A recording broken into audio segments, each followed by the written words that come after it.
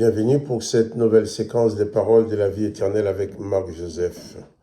Nous sommes aujourd'hui le 9 juillet 2023 et je viens te dire que c'est encore un jour de grâce parce que Jésus-Christ nous accompagne. Lorsque Jésus-Christ est présent, il est toujours là avec dans toute la plénitude de sa grâce. C'est pour nous un jour de grâce, un jour de bénédiction parce qu'il nous accompagne, il prend soin de nous. Il dit qu'il est le bon berger.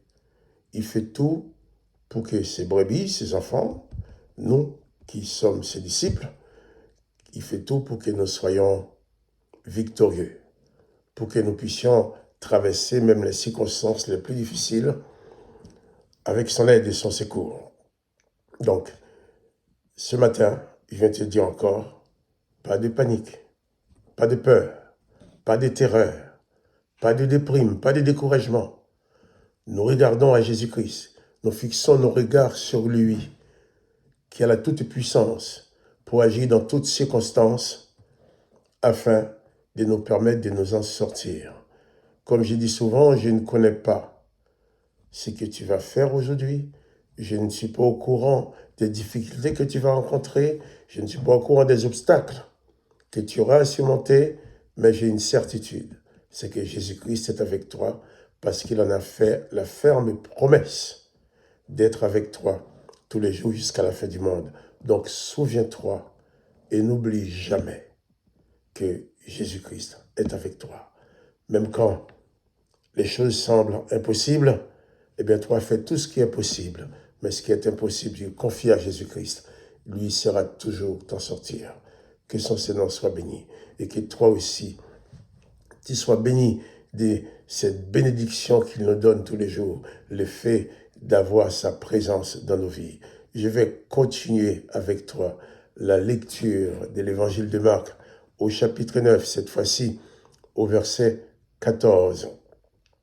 Nous avons vu que les disciples avaient posé la question à Jésus, à savoir si Élie va venir ou pas. Jésus les a répondu. Avant, nous avons vu Jésus-Christ sur la montagne avec eux. Et sur la montagne avec eux, donc où Jésus-Christ a été transfiguré, où la voix du Père a parlé en disant « Celui-ci est mon Fils bien-aimé, écoutez-le ». Qui veut dire, c'est lui qu'on doit écouter, c'est Jésus.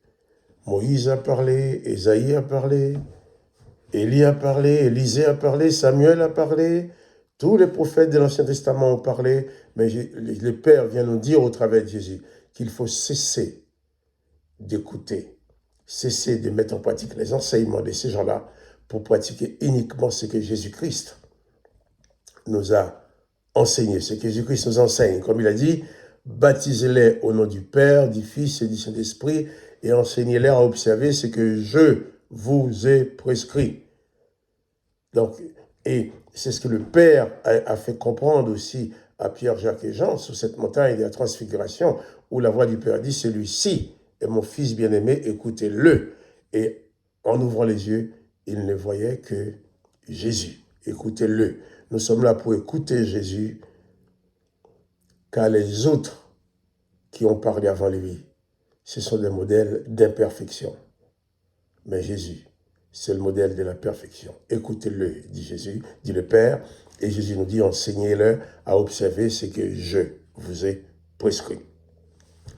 Marc, chapitre 9, verset 14. Lorsqu'il fut arrivé près des disciples, ils virent autour d'eux une grande foule et des scribes qui discutèrent avec eux. Dès que la foule vit Jésus, elle fut surprise et on courut pour le saluer. Il leur demanda, sur quoi discutez-vous avec eux? Un homme de la foule lui répondit, « Maître, j'ai amené auprès de toi mon fils qui est possédé d'un esprit muet. En quelque lieu qu'il le saisit, il le jette par terre. L'enfant écume, grince des dents et devient tout raide. J'ai prié tes disciples de chasser l'esprit et ils n'ont pas pu. » Race incrédule, leur dit Jésus, « Jusqu'à quand serai-je avec vous? Jusqu'à quand vous supporterai-je? amenez-les-moi. On le lui amena.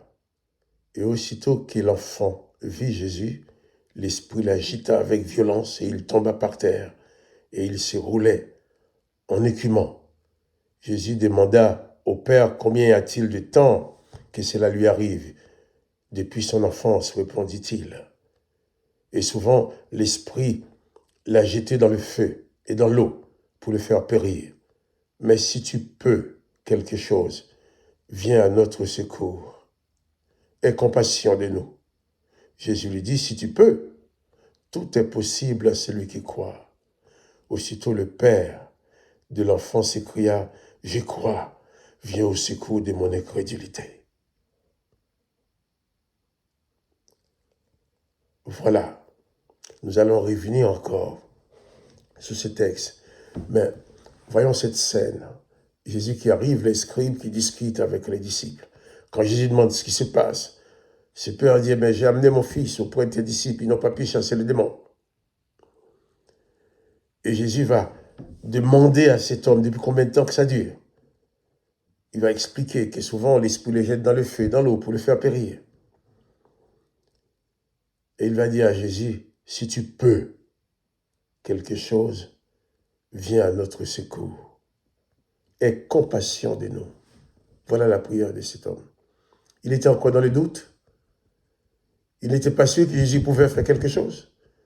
Parce qu'il n'avait jamais vu des hommes ayant autorité sur le mauvais esprit. C'est tellement son enfant, il l'a déjà présenté aux scribes, aux sacrificateurs, il l'a déjà présenté aux rabbins, il l'a déjà présenté aux pharisiens, il l'a déjà présenté aux docteurs de la loi, mais qui n'ont rien pu. Parce que ces braves gens, ce n'est pas qu'ils ne veulent pas, mais ils n'ont aucun pouvoir sur le mauvais esprit. Car avant la venue de Jésus-Christ, aucun homme, aucun être humain n'a eu de pouvoir sur le mauvais esprit. Car les seules références qu'on a, c'est que c'est l'Éternel qui mandate le mauvais esprit pour aller agir contre les humains. Alors, quand cet homme dit Jésus, si tu peux quelque chose, viens à notre secours. Aie compassion de nous. Alors Jésus lui répond, mais si tu peux, tu dis si je peux. Tout est possible à celui qui croit. Tout est possible à celui qui croit. Je crois. Viens au secours. Et cet homme, aussitôt le père de l'enfant, s'écria, je crois. Viens au secours de mon incrédulité. Notre plus grand ennemi, c'est notre incrédulité. Voilà cet homme qui se trouve face à Jésus-Christ, c'est lui qui dit, tout pouvoir lui a été donné, c'est celui à qui le Père a rendu témoignage. Il va dire, mais si tu peux, viens au secours de nous. Si tu peux, viens à notre secours. Aie compassion de nous. Il en appelle à la compassion de Jésus-Christ. Jésus-Christ va exclamer, mais si tu peux, mais tout est possible à celui qui croit. Moi, je peux. Mais crois-tu? Tu me dis si tu peux, tu es dans le doute. Oh, le doute est notre ennemi. Les doutes nous permettent de nous plonger dans le désespoir. Les doutes nous permettent de croire que les choses sont impossibles. Et Jésus dit, tout est possible à celui qui croit. Jésus invite cet homme à croire, tout simplement. Dieu peut tout dans ta vie, mais toi, le crois-tu? Car Jésus-Christ va agir avec ta foi, selon ta foi. Jésus dit, mais si tu peux, mais tout est possible à celui qui croit. Aussitôt, le père de l'enfant s'écria, je crois, viens au secours de mon incrédulité. Nous allons continuer demain matin avec ces textes, mais je m'arrête sur cette phrase de cet homme, je crois, viens au secours de mon incrédulité. Peut-être dans ta situation aujourd'hui, tu as l'impression que c'est impossible. Tu ne crois pas pouvoir t'en sortir. Dis comme cet homme, je crois, Seigneur Jésus, viens au secours de mon incrédulité. Car souvent notre incrédulité nous empêche d'avancer. Jésus nous donne la chose, Jésus nous donne la victoire, Mais nous n'osons pas tendre la main et la prendre. Nous n'osons pas y entrer. Parce qu'on dit, mais c'est pas possible. Jésus dit, rien n'est impossible à celui qui croit. Rien n'est impossible à celui qui croit. Tout est possible à celui qui croit. Crois-tu que Jésus-Christ peut intervenir dans ta situation personnelle? Moi, je crois. Moi aussi qui te parle, j'ai des situations difficiles dans ma vie parce que je suis dans ce monde. Dans ce monde où il y a toujours des problèmes, des difficultés. Mais je crois que Jésus-Christ va intervenir pour me sortir de toutes mes situations difficiles. Je t'invite à croire avec moi. Crois que Jésus-Christ va t'aider à t'en sortir. Jésus dit, tout est possible à celui qui croit. Il n'a pas dit certaines choses sont possibles. Il n'a pas dit il y a des possibilités. Cet homme va dire à Jésus, si tu peux. Mais Jésus dit, si tu peux, n'a pas sa place. Car tout est possible à celui qui croit. Jésus-Christ peut, mais toi, crois-tu?